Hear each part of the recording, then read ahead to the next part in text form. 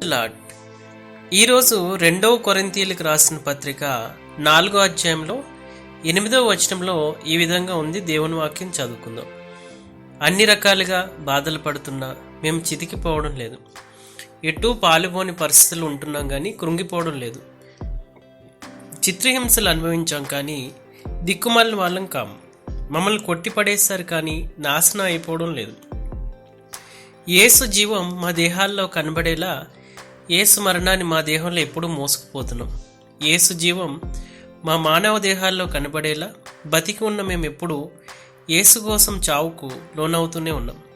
ఈ విధంగా మాలో చావు మీలో జీవము పనిచేస్తున్నాయి. కాగా నమ్మాను కాబట్టి మాట్లాడాను అని రాసినట్టుగా అలాంటి విశ్వాసం గల మనస్సు కలిగి మేము కూడా నమ్ముతున్నాం కాబట్టి మాట్లాడుతున్నాం.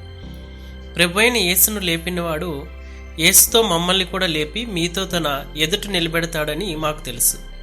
కృప చాలామందికి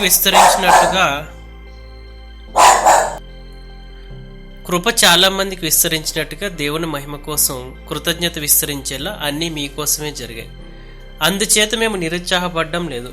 మా దేహాలు రోజురోజు క్షీణించి పోతున్నా లోపల ప్రతిరోజు దేవుడు మమ్మల్ని కొత్తవారినిగా చేస్తున్నాడు. మేము కనిపించే వాటి కోసం కాకుండా కనిపించని వాటి కోసం ఎదురు చూస్తున్నాం. కాబట్టి క్షణమాత్రం ఉండే స్వల్ప బాధ దానికి ఎన్నో రెట్ల అధికమైన అద్భుతమైన వైభవాన్ని మమ్మల్ని సిద్ధం చేస్తూ ఉంది. అది ఎప్పటికీ ఉండే వైభవం. కనిపించేవి కొంతకాలమే ఉంటాయి, కానీ కనిపించనివి శాశ్వతంగా ఉంటాయి. ఆమెన్, ఆమెన్, హల్లెలూయా.